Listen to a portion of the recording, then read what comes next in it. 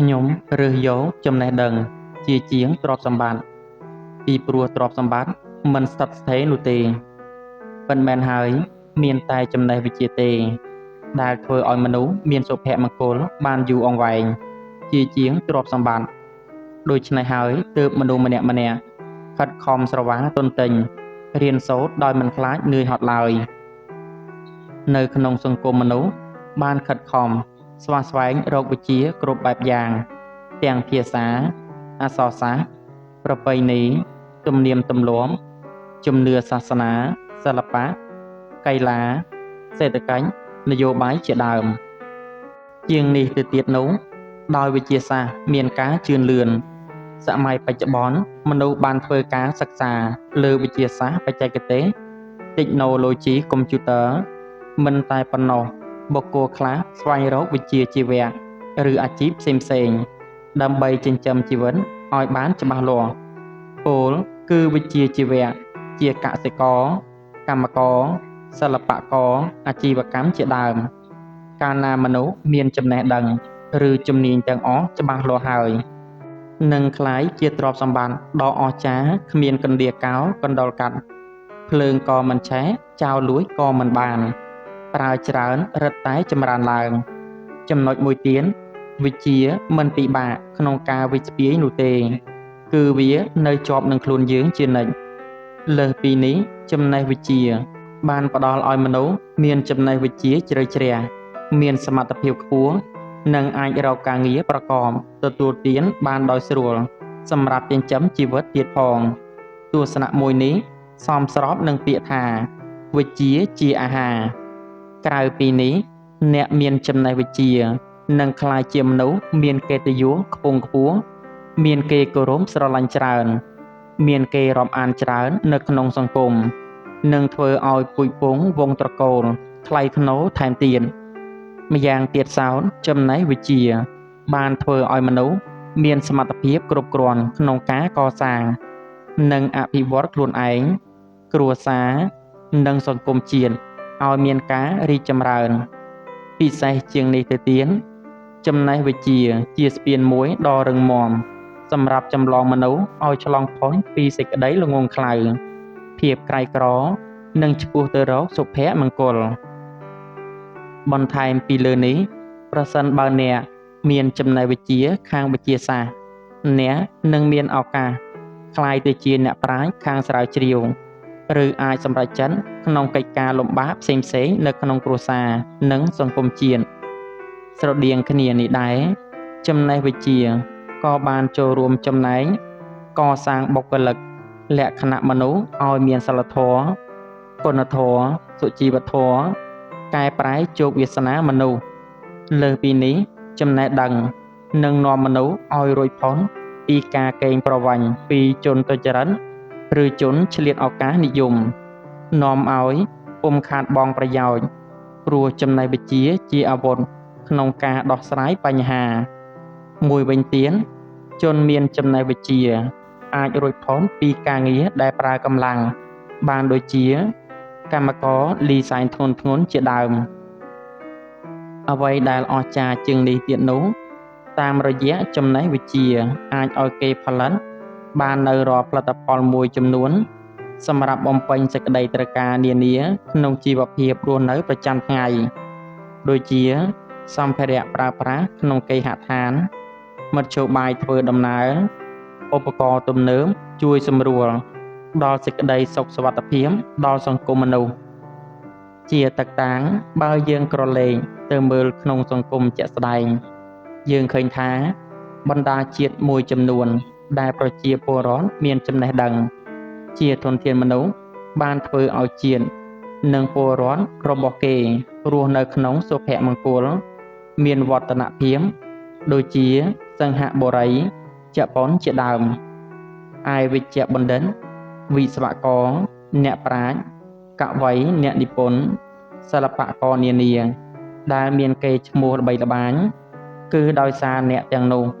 មានចំណេះវិជ្ជាជ្រៅជ្រះនិងមានការប៉ិនប្រសប់ទៅតាមមុខងារជំនាញនិងឋានៈរបស់ខ្លួនមួយវិញទៀតកសិករអាជីវករ ជាងឈើជាងដែងក៏សុទ្ធពឹងលើចំណេះវិជ្ជាក្នុងខ្លួនក្នុងការប្រកបរបរចិញ្ចឹមជីវិត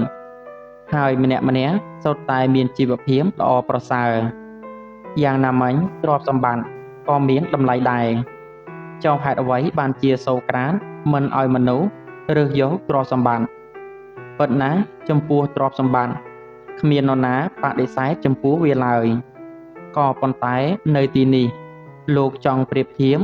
គ្នាតែប៉ុណ្ណោះរវាងរបស់ពីរនេះគឺលោកសុខចិត្តរើសយកចំណេះចោលទ្រព្យសម្បត្តិព្រោះថាទ្រព្យសម្បត្តិទោះជាយើងមានច្រើនយ៉ាងណាក៏ដោយបើយើងគ្មានចំណេះដឹងដើម្បីទុកដាក់បានត្រឹមត្រូវនោះទេទ្រព្យទាំងនោះវាគង់តែចាក់ចោលយើងនៅថ្ងៃណាមួយជាពុំខានចំណែកឯវិជ្ជាវិញបើអ្នកមានវានៅក្នុងខ្លួនហើយវាពុំចេះសាបសូន្យឡើយបើថ្ងៃនេះក្រក៏មិនជាបញ្ហាអ្វីដែរព្រោះថ្ងៃក្រោយអ្នកអាចយកចំណេះជំនាញទាំងនោះទៅបង្កើតបានទ្រព្យសម្បត្តិយ៉ាងច្រើននៅថ្ងៃណាមួយដែលនឹកស្មានមិនដល់ផងដែរមនុស្សដែលចង់ផ្លាស់ប្ដូរពិភពលោកគួរតែផ្លាស់ប្ដូរខ្លួនគេជាមុនសិនបើរវល់តែកិនស្រមើស្រមៃចង់ផ្លាស់ប្ដូរពិភពលោកដោយមិនកិនពីការផ្លាស់ប្ដូរខ្លួនឯងផងតើអ្នកគិតថាវាអាចទៅរួចដែរឬទេវាមិនមែនជារឿងងាយស្រួលនោះទេដែលមនុស្សហ៊ានផ្លាស់ប្ដូរខ្លួនឯងទៅរកភាពជោគជ័យនោះហើយវារឹតតែលំបាកទ្វេដងបើគាត់ចង់ផ្លាស់ប្ដូរកែប្រែពិភពលោកនេះតាមការស្រមៃរបស់គាត់ទាំងដែលគាត់ខ្លួនឯងមិនអាចផ្លាស់ប្ដូរចំណុចអាក្រក់សូម្បីតែបន្តិចនោះការផ្លាស់ប្ដូរខ្លួនឯងទៅរកភាពជោគជ័យមានចំណុចចាប់ផ្ដើមពីគំនិតបើនៅតែគិតដដែលជីវិតនឹងមានតែរឿងដដែលដូចដើមឬអាចនឹងអាក្រក់ជាងមុនក៏ថាបានព្រោះការគិតការធ្វើដដែលរមែងផ្ដល់ផលដូចដើមដដែលដូច្នេះកុំថាឡើយផ្លាស់ប្ដូរពិភពលោកទោះបីជាចង់ផ្លាស់ប្ដូរខ្លួនឯងក៏ធ្វើមិនបានឡើយជាដំបូងដើម្បីផ្លាស់ប្ដូរខ្លួនអ្នកបានគឺអ្នកត្រូវរៀនគិតបែបវិជ្ជមានការគិតបែបវិជ្ជមានសំដៅទៅលើការគិតរបស់មនុស្សដែលមើលឃើញពិភពលោកក្នុងផ្លូវល្អការគិតបែបនេះមិនត្រឹមតែផ្ដល់ឲ្យខ្លួនឯងនៅសេចក្តីសុខតែប៉ុណ្ណោះទេ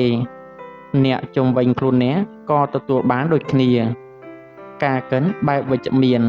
ក៏បានផ្ដល់សេចក្តីសុខផ្លូវចិត្តនិងសុខភាពផ្លូវកាយដ៏ល្អដូចគ្នា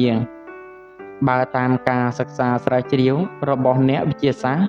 បានឲ្យដឹងថា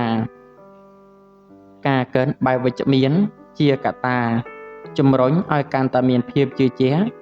ឆ្ពោះទៅរកការផ្លាស់ប្ដូរទាំងខ្លួនអ្នកនៅជុំវិញអ្នក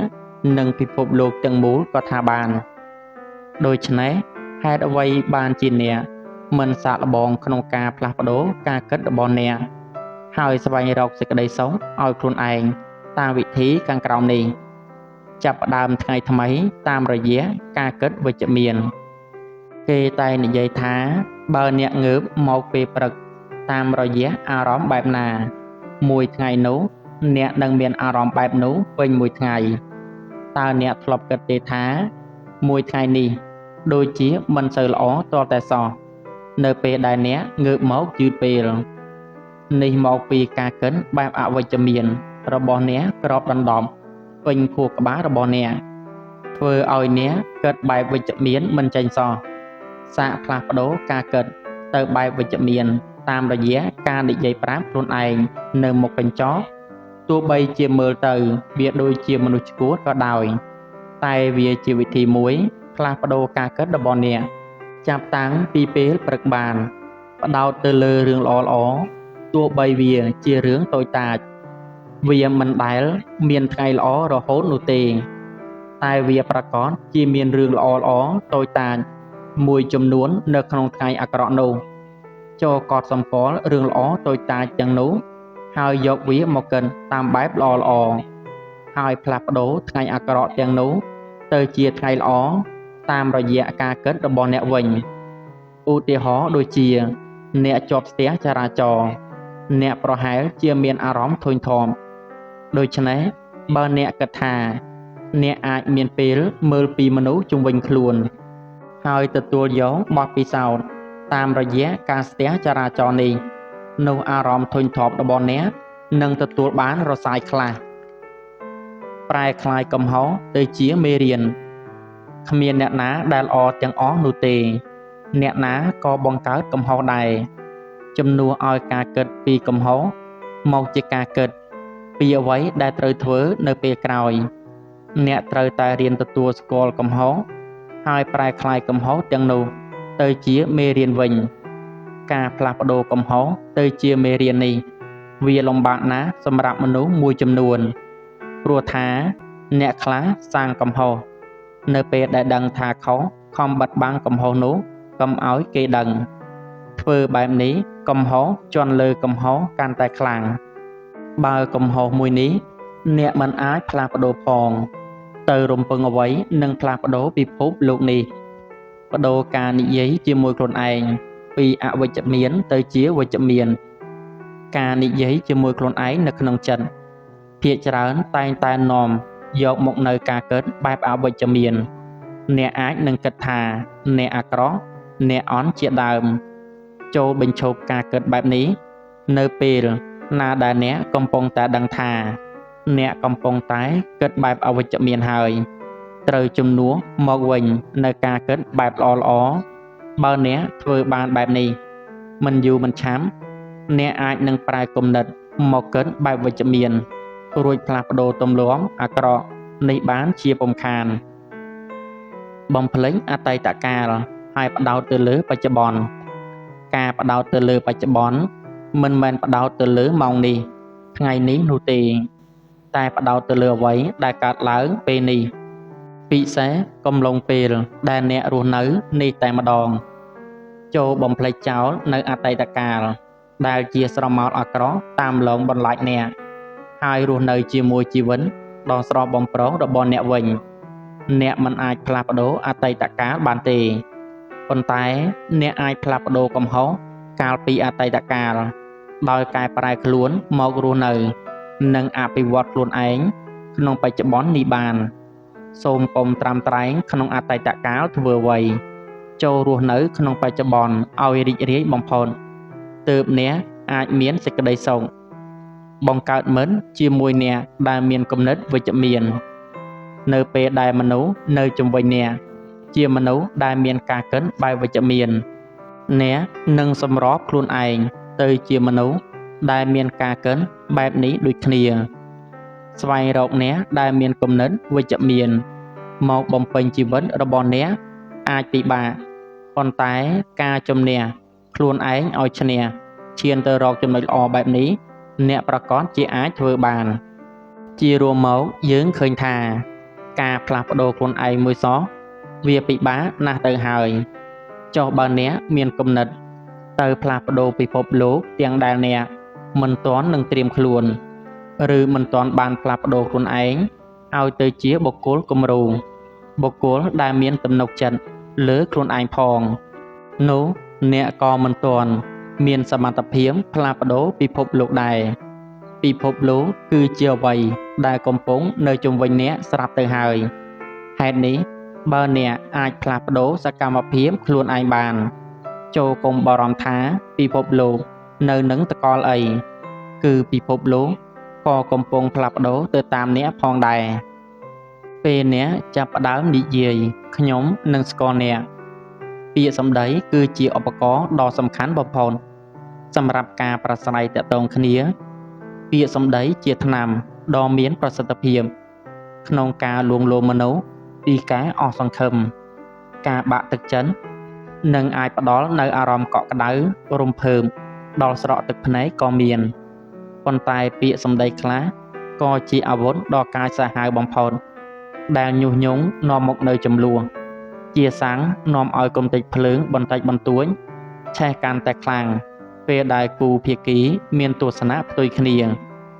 ហើយទាំងសងខាងសុទ្ធតែមានអ្នកមិនព្រមទម្លាក់គំនិតខ្លួនដើម្បីឈានទៅរកដំណោះស្រាយមួយរួមគ្នាបើទោះបីជាដឹងថា គំនិតខ្លួនខុសក៏ដោយហេតុនេះ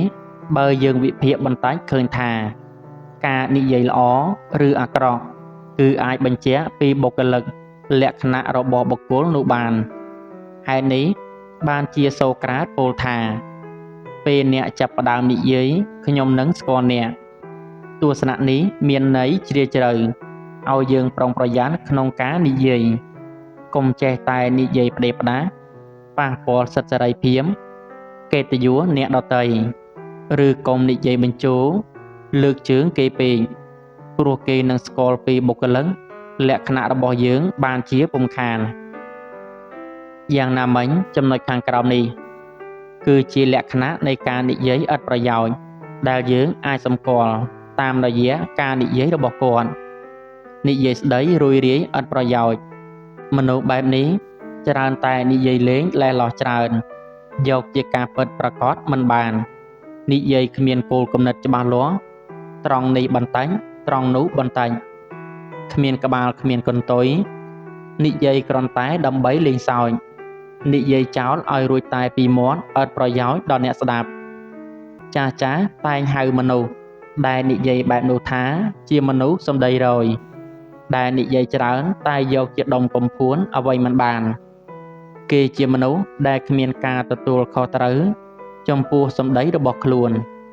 ជាមនុស្សដែលនិយាយកេងយកប្រយោជន៍ពីអ្នកដទៃចូលចិត្តនិយាយសន្យានេះនោះឲ្យគេជឿដើម្បីរកប្រយោជន៍អ្វីមួយពីការជឿទុកចិត្តនោះពេលគេដេញដាលសួររកការពិតគេតែងតែក្រឡាញ់ក្រឡាស់ពាក្យរបស់ខ្លួនដោយរកលេសដោះសាររហូតមនុស្សសំដីរយច្រើនជាមនុស្សស្រាលគំនិតបំផ្លិចបំផ្លោចចាប់មកការអ្វីក៏មិនជាប់លាប់នោះទេបុរេវិនិច្ឆ័យមនុស្សបែបនេះមិនសូវចេះស្ដាប់គេនិយាយឲ្យចប់ចុងចប់ដើមទេច្រើនតែលូកមាត់អាកាន់ឬសន្និដ្ឋានរឿងរ៉ាវដែលអ្នកដទៃកំពុងតែនិយាយដោយធ្វើខ្លួនជាអ្នកចេះដឹងគ្រប់រឿងមិនចាំបាច់ស្ដាប់គេនិយាយចប់គឺពេលស្ដាប់គេពន្យល់មិនទាន់នឹងចប់ផងមនុស្សបែបនេះក៏ចាប់ផ្ដើមធ្វើការវិនិច្ឆ័យទៅតាមតែគំនិតរបស់ខ្លួនដែលដៅស្មានរឿងរ៉ាវដែលជារឿយខុសពីដំណើររឿងពិតគេជាមនុស្សដែលចាស់ហៅថាអ្នកចេះឯងគឺមនុស្សដែលធ្វើខ្លួនដូចចេះដឹងដោយមិនចាំបាច់ស្ដាប់គេពន្យល់ឲ្យចប់ចុងចប់ដើមតែទាញការសន្និដ្ឋានទៅតាមតែភាពមានះរបស់ខ្លួនកាលណាគេមិនចេះស្ដាប់អ្នកដទៃហើយប្រញាប់ធ្វើការសន្និដ្ឋានតែងតែនាំមកនៅចំនួនមនុស្សដែលពូកែនិយាយទាំងអស់សុទ្ធតែជាមនុស្សដែលពូកែស្ដាប់ព្រោះបើមិនចេះស្ដាប់គេនិយាយទេគឺស្មើនឹងបិទខ្លួនឯងមិនឲ្យចូលចំណេះដឹងដូច្នោះដែរប៉ុន្តែមិនមែនអ្នកដែលពូកែស្ដាប់ទាំងអស់សុទ្ធតែពូកែនិយាយនោះទេអំនួតមនុស្សដែលពោពេញដោយអំនួតតែងតែគិតថាខ្លួនគេជាមនុស្សដែលចេះដឹងច្រើនគ្រប់រឿងទើបគេចេះតែចង់អួតគេចង់ឲ្យគេថាខ្លួនក្រាន់បើគេតែងតែចង់បានមុខមាត់ចង់បានកិត្តិយសចង់បានការលើកសរសើរពីអ្នកជុំវិញខ្លួនថាអ្នកជាអ្នកចេះដឹងច្រើនមនុស្សអំនួតមិនចូលចិត្តស្ដាប់ហេតុផលទេគេគិតតែថាមានតែអញក្រាន់បើជាងគេធ្វើឲ្យអ្នកដទៃពិបាកទទួលយកណាស់លក្ខណៈបែបនេះមិនជាខុសអីពីកង្កែបដែលប្រឹងស្រែកយំសឹងលៀនភ្នែកបែកពោះនៅក្នុងបាតអណ្ដូងដោយមិនដឹងថាមេឃធំប៉ុណ្ណាតែវានៅស្មានថា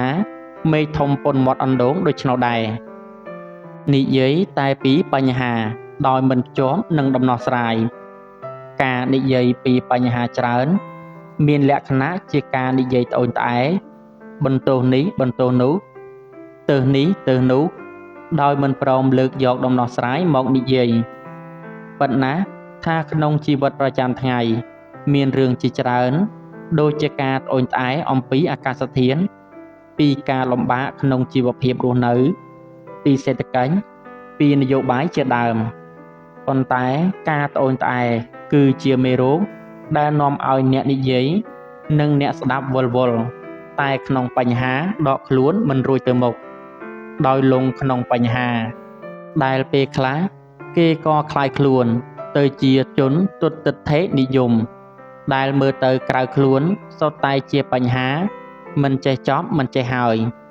ធ្វើឲ្យគេបាត់ជំនឿចិត្តលើខ្លួនឯងដោយសម្លាប់ភាពច្នៃប្រឌិតក្នុងការស្វែងរកដំណោះស្រាយនៃបញ្ហាដោយខ្លួនឯងស្ដាប់មនុស្សបែបនេះនិយាយគ្មានបានជាប្រយោជន៍អ្វីទេមានតែបណ្ដាលឲ្យអ្នកស្ដាប់កើត stress តាមតែប៉ុណ្ណោះបើកាលណាអ្នកស្ដាប់មិនចេះធ្វើការវិនិច្ឆ័យលេសគឺជាការនិយាយពង្រៀងកិច្ចកាយយករួចខ្លួនដោយទម្លាក់កំហុសលើអ្នកដទៃមនុស្សបែបនេះមិនចេះទទួលខុសត្រូវចំពោះសម្ដីរបស់ខ្លួននិងមិនចេះទទួលកំហុសខ្លួនឡើយគឺដឹងតែពីនិយាយបងវាយរឿងយករួចខ្លួនគេមិនទទួលយកការស្ដីបន្ទោសពីអ្នកដទៃដើម្បីខ្លួនទេមានតែប្រឹងនិយាយបន្លំដោយទម្លាក់ការស្ដីបន្ទោសនោះទៅអ្នកផ្សេងទទួលជំនួសឯខ្លួនគេដឹងតែពីត្រូវរហូតមនុស្សបែបនេះច្រើនពោលភាសាបង្វែងដានរឿងរ៉ាវទៅតាមប្រាជ្ញារបស់ខ្លួនគេចូលចិត្តលេងល្បែងត្បងប្រាជ្ញាដោយកិច្ចវេះមិនទទួលស្គាល់កំហុសតែចុងក្រោយច្រើនតែតម្រេះជីកកឯងគេក៏ជាមនុស្សដែលពូកែអែបអមចូលចិត្តនិយាយយកមុខមាត់ដោយមិនគិតពីតម្លៃខ្លួននិងអាត្មានិយមដែលយករួចតែខ្លួនហើយមិនខ្វល់ថាខ្លួនបាននាំទុកដល់អ្នកដទៃនោះទេនិយាយកុហកជាការបន្ថោកតម្លៃខ្លួនអ្នកនិយាយកុហកគឺនិយាយបំភ្លើសលើសការពិតការនិយាយកុហកដែលគួរឲ្យស្អប់គឺកុហកដើម្បីយកចំណេញពីគេកុហកគេថាខ្លួនមានបញ្ហាដើម្បីឲ្យគេអាណិតមកជួយខ្លួនកុហកនាំរឿងឲ្យអ្នកដទៃឆ្លោះគ្នាដោយការយល់ច្រឡំកុហកដើម្បីបោកប្រាស់យកចំណេញអ្វីមួយពីគេជាដើមដែលទាំងនេះជាចរិតដែលមិនថ្លៃថ្នូរដែលចុងក្រោយច្រើនតែភូតច្រើនចាញ់អាត្មាខ្លួនឯងប៉ុន្តែការនិយាយកុហកខ្លះក៏អាចជាការមានប្រយោជន៍ដែរដូចជាការកុហកដើម្បីប្រយោជន៍រួមកុហកដើម្បីឲ្យគេសប្បាយចិត្តជាដើមការកុហកមិននិយាយពិតប្រាប់ទៅជនទុច្ចរិតដែលមានបំណងមិនល្អចំពោះយើងឬចំពោះអ្នកដទៃម្យ៉ាងទៀតការកុហកចំពោះអ្នកជំងឺដែលកំពុងតែមានបញ្ហាផ្លូវចិត្តឬជំងឺខ្សោយបេះដូងដែលមិនអាចទទួលស្ដាប់នៅការពិន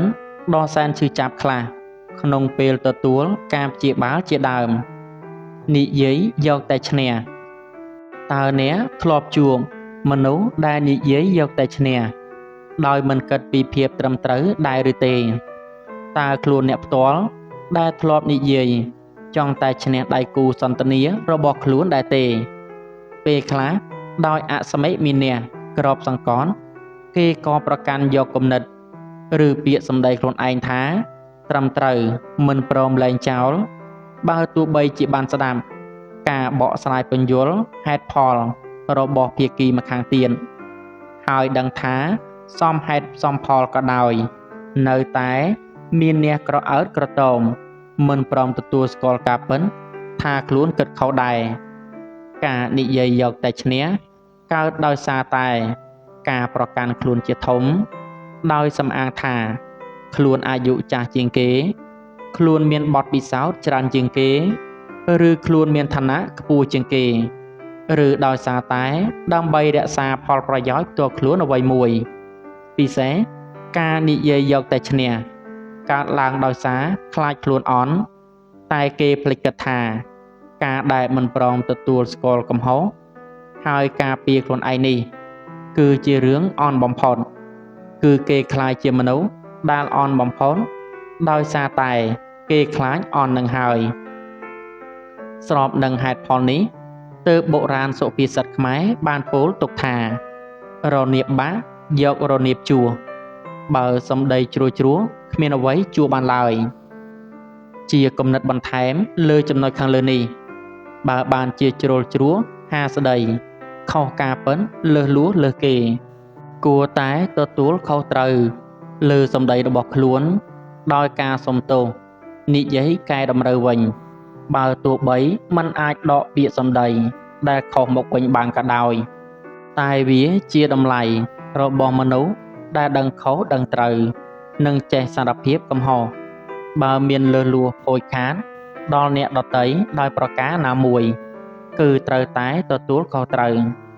ការដែលដឹងខុសហើយសុំទោសកែកំហុសនោះមុខជាទទួលបាននៅការអភ័យទោសជាមិនខានផ្ទុយទៅវិញការនិយាយខុសក្នុងពេលដំបូងជាកំហុសលើកទី1វាអាចកើតឡើងដោយអចេតនាឬដោយចេតនាតែជាកំហុសសុចរិតដែលកើតពីការគិតមិនដល់វាមិនមែនជាកំហុសដែលមិនអាចលើកលែងឲ្យឡើយប៉ុន្តែវានឹងមានកំហុសលើកទី2និងកំហុសបន្តបន្ទាប់ទៀតដែលមិនអាចលើកលែងឲ្យបានបើកាលណាគេមិនព្រមសារភាពកំហុសលើកទី1នោះផ្ទុយទៅវិញបើគិតតែពីប្រឹងកាយកោបត្រឡប់ជន់បង្វែរដានកំហុសរបស់ខ្លួនដោយខ្លាចបាក់មុខនោះអ្នកនឹងប្រហែលជាគ្មានថ្ងៃត្រូវបានគេលើកលែងឡើយដូច្នេះបើសិនជាមិនទាន់ដឹងថានិយាយបែបណាល្អទេអ្នកគួរតែស្ដាប់គេនិយាយសិនទៅព្រោះថាពាក្យសម្ដីជាអាវុធមុខពីរបើអ្នកនិយាយបានល្អគេសរសើរអ្នកផ្ដល់តម្លៃដល់អ្នកនិងពូជពង្សអ្នកដោយនឹកស្មានមិនដល់ចំណែកឯការនិយាយមិនបានកិននិយាយខុសគេក៏អាចស្មានដឹងថាអ្នកជាមនុស្សបែបណានោះដែរព្រោះសម្ដីអាចបញ្ជាក់ពីបុគ្គលិកលក្ខណៈរបស់អ្នកបានរវាងការនិយាយឥតប្រយោជន៍និងការនិយាយមានប្រយោជន៍គឺអ្នកស្ដាប់អាចបែងចែកបានគេក៏មិនមែនល្ងងឲ្យអ្នកប្រើពាក្យសម្ដីបោកគេបានគ្រប់ពេលនោះដែរហេតុនេះទើបសូក្រាតបន្សល់ជាពាក្យបណ្ដាំឲ្យយើងប្រុងប្រយ័ត្នក្នុងការនិយាយនេះឯង